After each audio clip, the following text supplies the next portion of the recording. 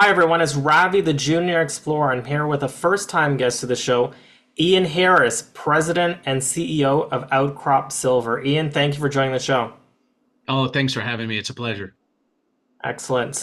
Now for those that have followed my podcast for the past year, my focus has been strictly on lithium juniors, but I've always been a big fan of precious metal companies and other commodities, and the timing seemed right to diversify the portfolio and introduce my audience to other exciting junior mining companies.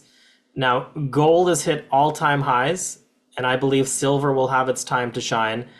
There are only a handful of undervalued silver juniors, and this is one company you'll want to have your radar on. Now that I've digressed a bit, I'd like to get back to the interview. Let's talk about the team. Outcrop has a highly experienced team in exploration, development, and capital markets. Ian, can you give our audience a bit of your background in junior mining and how you came to Outcrop? As well, can you talk briefly of some of the other key team members? Yeah, absolutely. A pleasure. So, as background, I'm a mining engineer. So, I have 25 years working in the industry. Of those 25 years, 15 of them are living in South America. Started early in my career, helped with the startup at San Cristobal, the mining side. Later in life, I was senior VP and country manager for Corriente Resources and took the Mirador project all the way through the start of construction. It went on to be the first industrial scale mine in the history of Ecuador. Also was CEO of AMAC Mining in Saudi Arabia. It was the only private operating mine. It was a copper, lead, zinc, silver mine. And for the last 8 years, I'd been working in Colombia, and now the last over almost 3 years now living in Colombia. And so that was the draw to Outcrop. Was being here and seeing the team, knowing the team, being very close to Ian Slater, and always kind of watching after and especially living here in Colombia, and obviously very impressed with the quality of the team, the work that they've done with the community, because that's something that's very, very close to my heart. I believe, a true believer. It's the biggest number one thing, and more important than grades and technical and environmental is the relationships you have with your local community. And then Joe, who was the previous CEO, a geologist, discovered Santa Ana, got the initial resource out. And so that really became into my sweet spot, being able to take projects and having a vision of how they can become future mines. That's what I believe. Santa Ana has that kind of potential. We can take a deeper dive into that. And Ian Slater, a good friend, known him now many, many years, has developed a lot of significant projects in Colombia, knows the financial markets really well. So we work extremely well together and worked together previously. And then Guillermo, our VPX from Mexico, knows these types of narrow vein, high grade type projects. Silver is Mexico is the biggest producer. And I remember when he came on board, I think our hit rate went up 50% because he can really be able to see things in 3 dimensions, understand how these ore shoots work, and it's been amazing part of the team. Okay, well, let's talk silver. Now, you're a silver and gold company, but I'd like to focus obviously on the silver. Before we get into the Santa Ana project, I'd like to talk about this metal a bit more. People call it the poor man's gold, but in reality, silver has uses that extend beyond just being a precious metal. Silver has hundreds and hundreds of industrial uses. Can you highlight some of its most, I guess, areas that this thing is being used that people might not know of, and then maybe provide a few examples of silver that and how it impacts kind of a daily life? So interestingly, if we look at silver and we look at it where it is today, it normally trades very closely to gold. And we talk always about a silver gold ratio, which is really stretched right now because previously its main function has been monetary, right? But there has been something very special that's happening in the silver space because it is a very unique metal. Many people don't know that is actually the most efficient metal in the world at transmitting electricity. And it's very non-corrosive, right? So people know copper for transmitting electricity, but it's mostly because it's price, right? But when you need a product that's something very, very important, efficiency is critically important, non-corrosive is critically important, silver is the number one product. And even in your display, it's actually something magical has happened recently, actually over the last 3 years. It's for the first time ever, industrial use of silver has surpassed other uses. And so this is because when you talk about a decarbonization of the world's economies, right, the use of silver goes through the roof because it's in everything. Anything that's high tech, electric vehicles now is one of the biggest uses, and now obviously solar panels, it's huge, right? The use where the efficiency is critical, and that's why the membranes of the cells of solar panels uses silver, and on top of it, it's non-corrosive, so it can last for a really, really, really long period of time. But we see it in so many things, and I think that's what's really special about silver. It's sprinkled throughout a ton of different things, and so that's what makes it unique opportunity. And maybe I'm getting ahead of myself, but when you think about silver price, and it's if you talk about let's say it's copper, eventually copper price gets to the point where people start using aluminum, or zinc prices get so high people start using aluminum. That's use aluminum twice. But where the silver price, you're using it for a very special reason, and the overall silver price will never say, you know what, let's stop using silver because it's becoming too big of a cost of our solar panels. It really doesn't happen. So it has that elasticity to really be price resilient in terms of its upper limits. Well, you kind of read my mind because I'd like to jump into the silver price. In my opinion, silver is quite undervalued. Gold is hitting all-time highs, it seems like, on a weekly basis, but silver's been a little bit slow to follow. And you mentioned about the gold to silver ratio. So for those that believe in this ratio, the historical trend is that silver should be trading much higher. I'm of the personal belief that we're going to probably see $30 in silver relatively soon. But it probably, out of both metals, has the most explosive upside because of its uses and demand, and obviously the supply. Now, a 50-to-1 ratio would put silver at an all-time high of $50. I'd like to get your thoughts on silver in terms of its current price and kind of its cost to produce an ounce. And do you have a prediction of where you think silver would go in the next 12 to 24 months? Yeah, sure. I'll help with all but the last one, and I'll tell you why, right?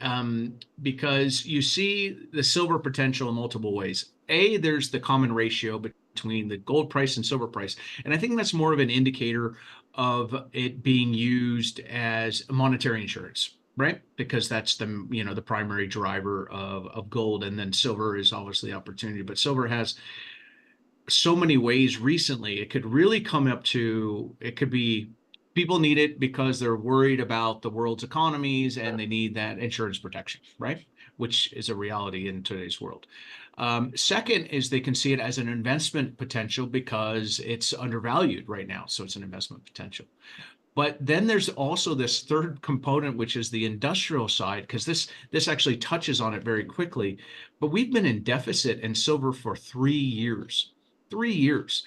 And it's the amount of deficit over those 3 years is equivalent to like 60% of the world's mining production in a year. It's enormous, right? So it's why it's hard to predict what the price will be in the next little bit of time is because it's traded with a very short-term focus. And you can see what happened in uranium. You can see what happens in lithium. It's such a short-term focus that it's like a game being played of chicken, of how long you can hold out.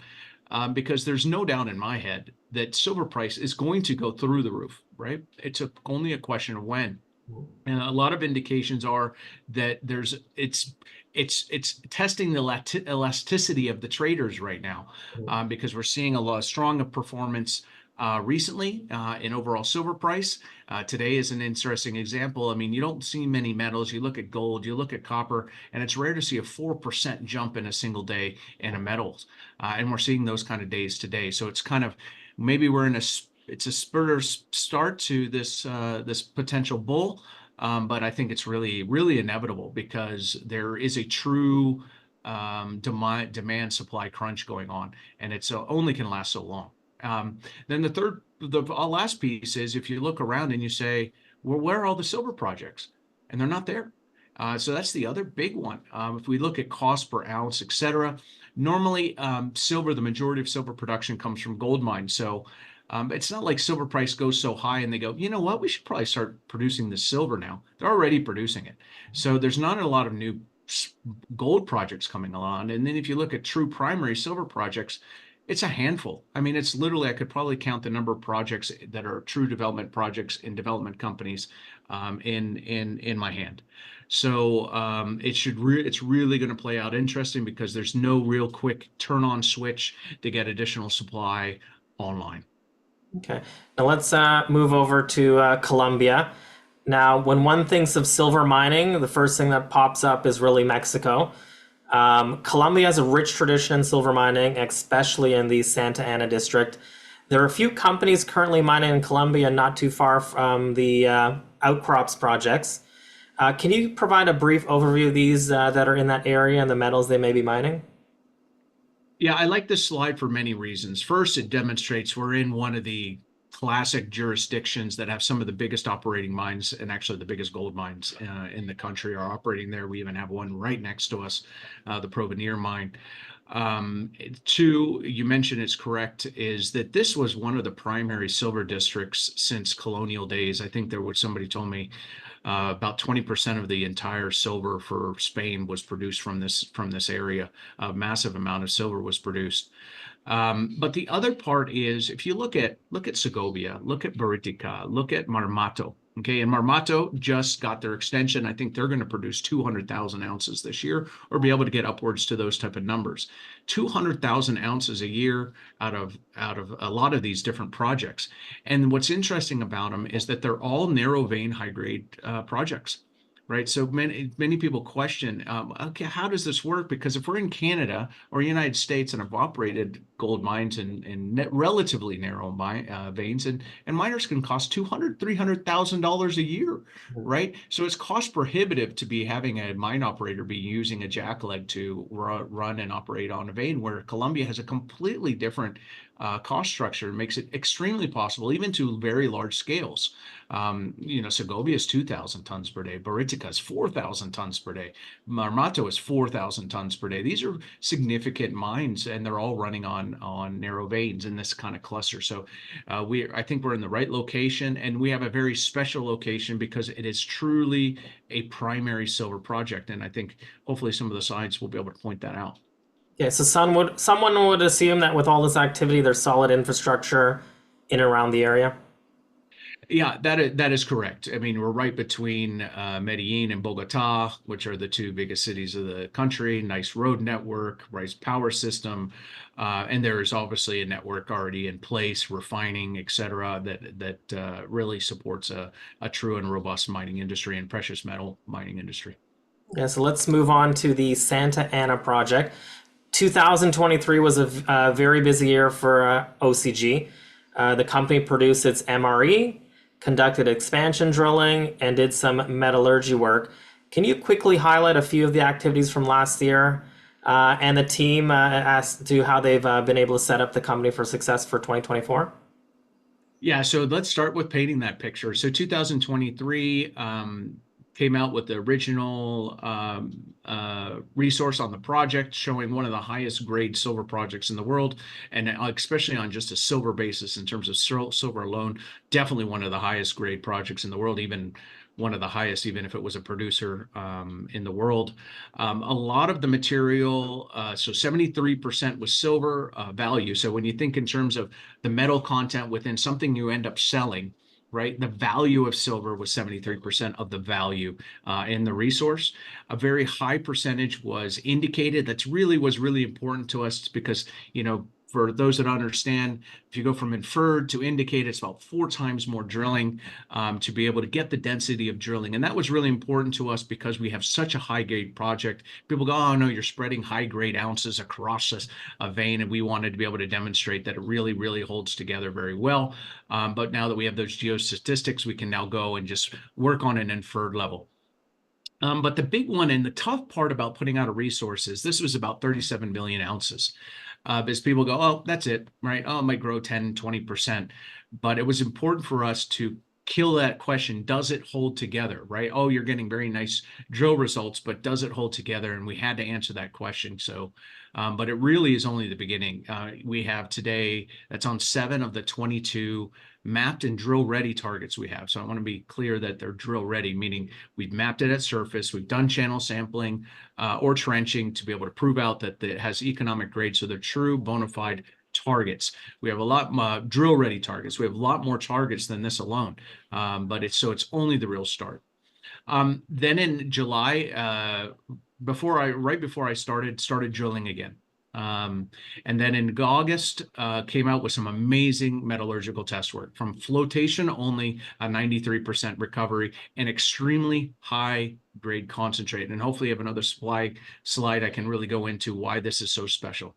The bad news in the end of the year was we really weren't drilling on the areas we really wanted to drill on. We were kind of an old strategy of kind of slowly taking step outs and staying within the area.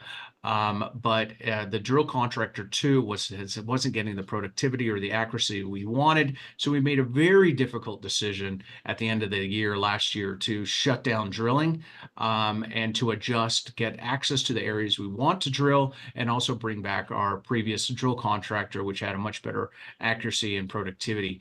And so that was really where we ended up the year at the end of last year. Okay. Now let's talk about the expansion potential. Now, I was pleasantly surprised to learn that 22 of these veins were exposed at surface, with only 7 of them being drilled so far. In addition, there's a 18-kilometer corridor with additional veins that are untested. I've never heard of so many exposed veins at surface, especially ones that provided such a good MRE with very few holes. This seems to be very unique for this deposit. Yeah, this is really a very unique deposit for so many reasons. Geologically, the high percentage of silver, the actual mineralogy is very special. There's so many things going for it. So we are right now in the moments of restarting drilling. The drill, I think, is either at site or about to get to site. We got the drill pads built and it's about to restart. So if you look at this map, and I'm going to try and annotate if I can, oops, can you go back? If you look at the red lines on the map, right, these are the veins that were contributing to the original mineral resource. And if you see there's a large cluster of additional veins around it, these orange lines, which are undrill tested or weren't a part of the resource. But you can see the majority of the work has actually been done in this upper section up here where the 37 million ounces are.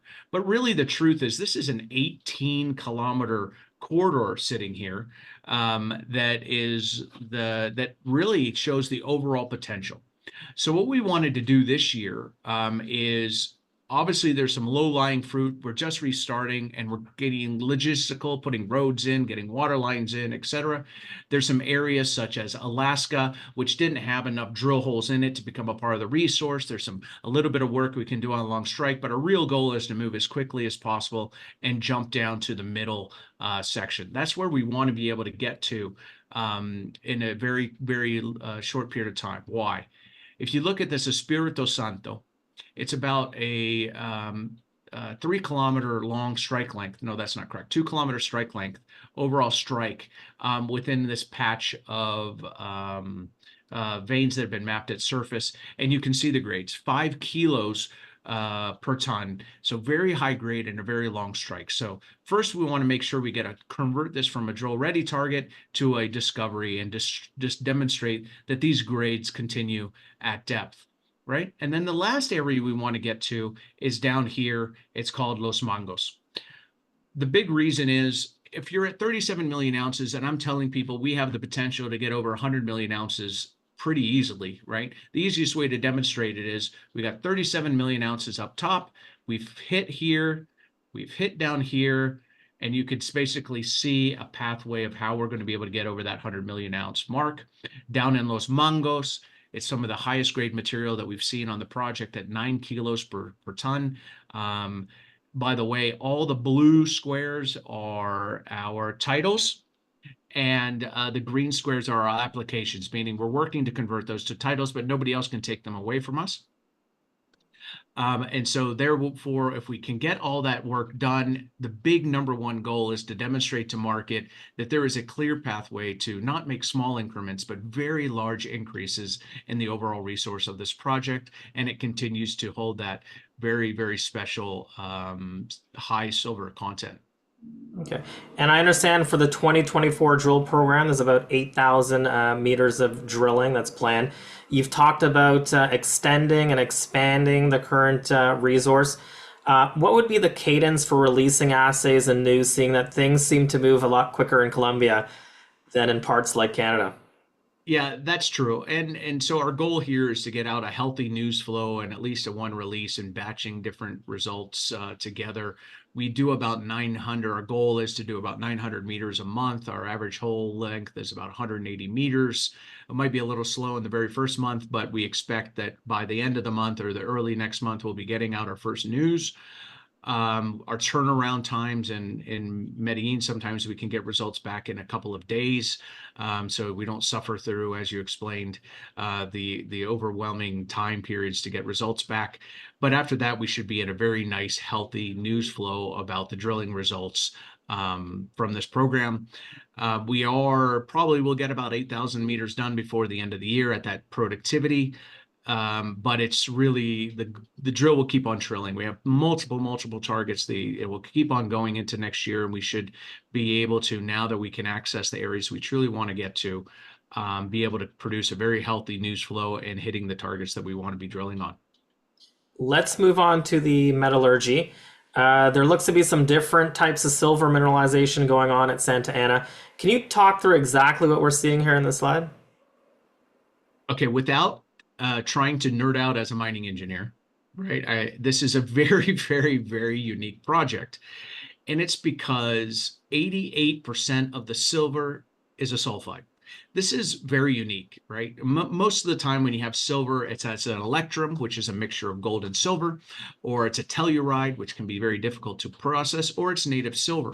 Right? And normally, if you recover from flotation, for example, the flotation recovery is because the silver is associated with another sulfide, pyrite, for example, or sphalerite, or galena, which are zinc and lead sulfide minerals. So you basically have a speck of silver connected and it floats together. Okay?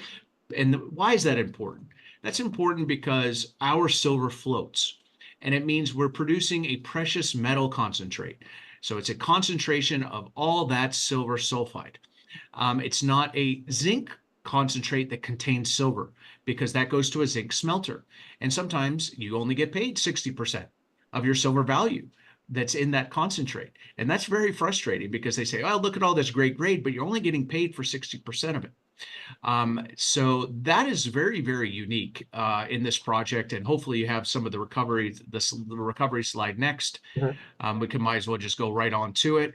We'll come back to why it's so special then, is that it as a precious metal concentrate and as a high grade precious metal concentrate, you're going to get paid your value of your silver contained.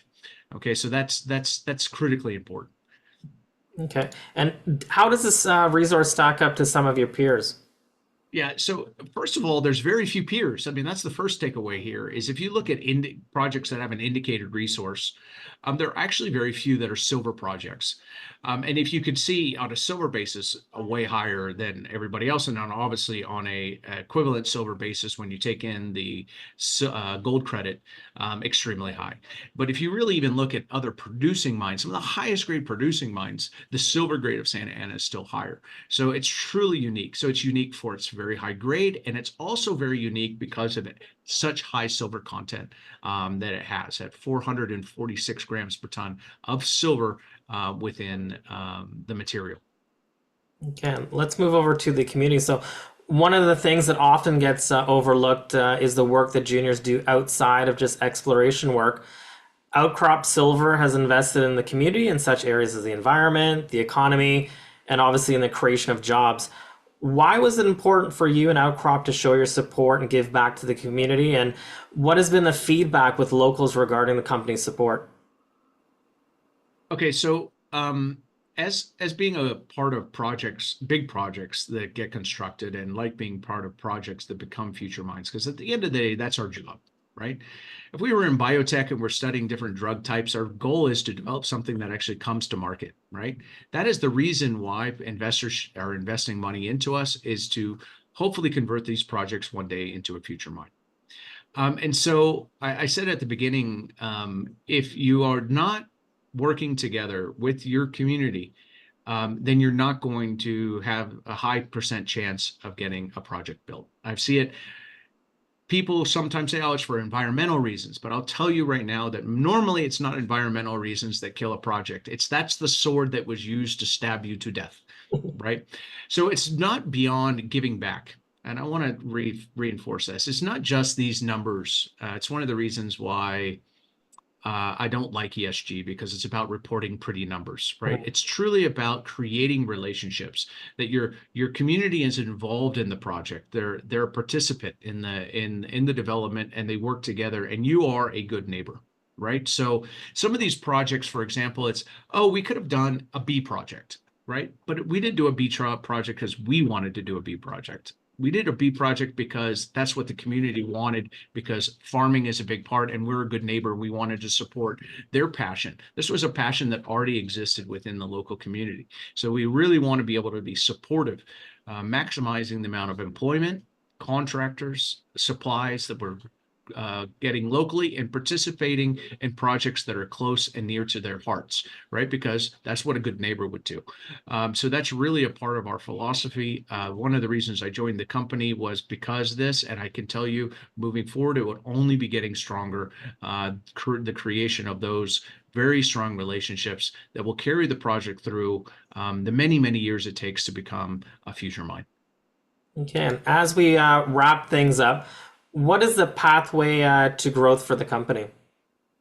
So there's one little thing we didn't talk about. We didn't talk about that I would just really go, that mineralogy piece of why it's so special. We're getting a 93% recovery and a very high grade concentrate, so high grade that it is feasible to convert a flotation concentrate directly to doré. I'm not saying that's what we would do, but it's possibly that we could do it. And we've actually done it, taken that same metallurgical test work, smelted it, and created doré. Because normally a mine to produce doré requires cyanide. So we can literally produce silver doré without the use of cyanide, which is extremely special, because you have extremely high grade, extremely high recoveries, and a potential to have a very high payable. So the value of that silver will be maintained. And that's special because we're high grade, very high percentage of silver, very good recoveries, very good payable. Just makes it robust potential economically, and makes it very robust in terms of leverage towards a future silver price. So if you're looking for the most silvery of silver projects, I think that it's very hard to argue that Outcrop is not the most, or one of the most silvery project companies out there. Truly a true silver project. So in terms of creating value, we've already talked about one. This year's goals were strategically designed, even if this market stays the way it is, even if silver prices stay the way they are, being able to demonstrate to market a pathway to a much larger resource with a very intelligent investment. The way we're attacking this project will create a significant amount of value, because at the end of the day, your valuation is based, normally the centerpiece is the amount of ounces that you have and the quality of those ounces, and then obviously the risk factor is applied. Now, the other things that we are doing is we're working highly on de-risking the project, demonstrating high grades, high recoveries, and very, very, very light environmental footprint, because obviously each ton is producing more copper. It's underground. No need for using cyanide to create a product. There's so many positive things going for this company, and so those are the real pathways that we are looking at of creating value for our shareholders this year, and being very strategic and intelligent about it. And if all of a sudden silver prices take off and valuations take off, we are also have the ability to add additional drills. We We have plenty of targets, and so we can definitely scale this very quickly if necessary. So you definitely want to be on the front of a bubble when these things really take off, and we're very much poised to take advantage of any sort of dramatic change in market. Excellent. And was there anything else you'd like to share before we wrap things up? No, I just hit it again. That it's uniquely special. The project in terms of extremely high grades. We're drilling high recoveries, high silver content. I like the way the market is looking the last couple of days, and so I think that we're really perfectly poised to be able to really take advantage in market right now, and I think to show some dramatic growth over the very next, over the next quarters, right? Not necessarily over the next year. Well, Ian, I want to thank you for sharing the Outcrop story with my viewers. There are so many things to like with silver and those juniors that are creating future wealth for shareholders. Outcrop Silver is the first silver company I've covered on the show and is the first to be added to the Junior Explorer Top 5 Silver Index. So definitely keep an eye on OCG, as I'm positive they'll be back on the channel soon. Thank you very much. Yeah, really enjoyed our chat. Thank you so much. This is the Junior Explorer signing off.